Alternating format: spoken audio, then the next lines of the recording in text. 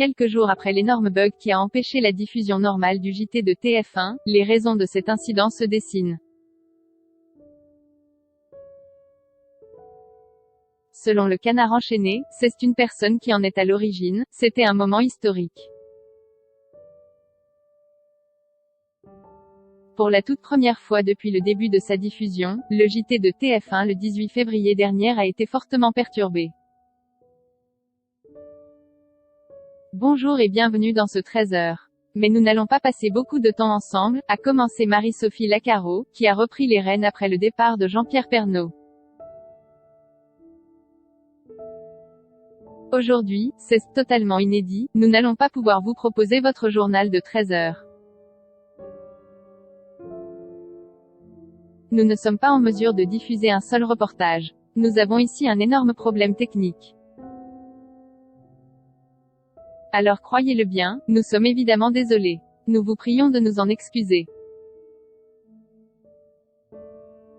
Nous allons devoir en rester là. Je le redis, c'est absolument inédit.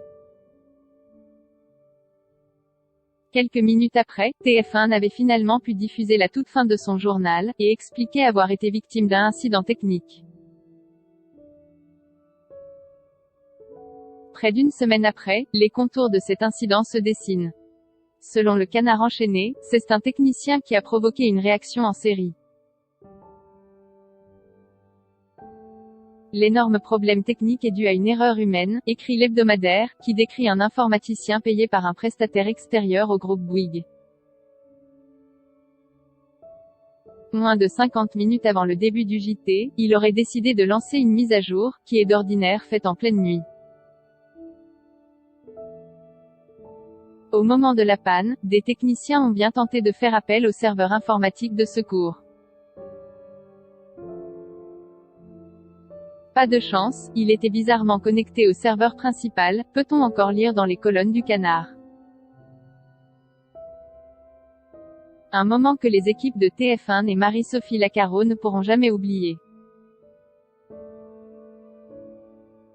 La première alerte intervient aux alentours de 12h40.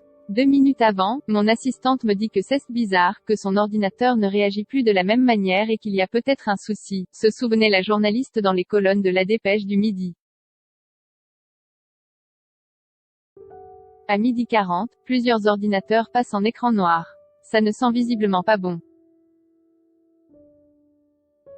Là, c'est la mobilisation générale. Malheureusement, il n'y a rien à faire, nous subissons une panne.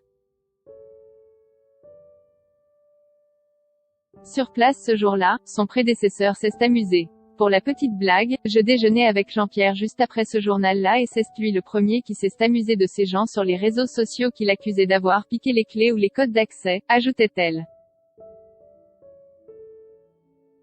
Je lui ai tout de même fait remarquer qu'en 33 ans, il n'avait jamais vécu cela.